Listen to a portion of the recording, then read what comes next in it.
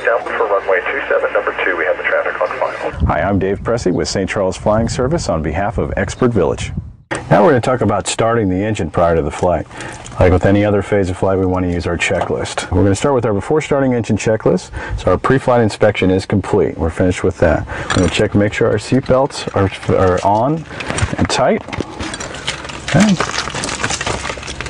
We want to make sure our fuel selector valve is on both. We have 2 tanks of fuel. We can turn them on either side or off. We want to make sure that that is up and on, so that's on both tanks. All right. We make sure that our avionics power and our electrical system is all off. We don't want to start the engine with any electrical power on so that we don't overload any of our radios. So we want to make sure that our avionics power switch is off and that all our electrical, except for this beacon, is on. We leave this beacon on to indicate to anyone on the ramp that we're starting our engine.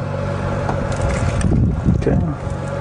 All right, we want to test our brakes. The brakes are on the rudder pedals down about your feet. And their brake pedals are actuated by pushing your toes. So pushing forward with your toes will actuate your brakes. There's a brake on each wheel.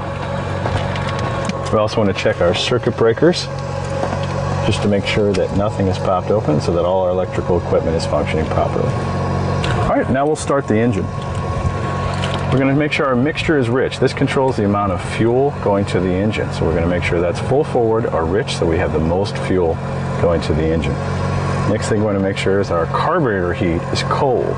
So this plunger should be in for a carburetor heat. Okay. The master switch will come on. That's this red switch over on this side. So this puts electrical to the aircraft.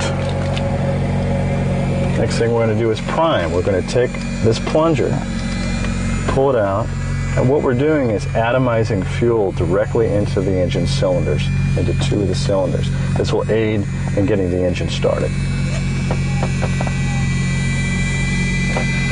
Close that and lock it. Give it a tug to make sure that it is locked. Okay. Now we're going to put the ignition key into the ignition. We're going to hold the brakes. We're going to keep our eyes outside. We're going to clear the propeller area to make sure no one is standing near the engine. We call clear prop. Hand on the throttle, feet on the brakes, and we'll go ahead and turn the key to start the engine. Okay, of course it's not going to start on the first time.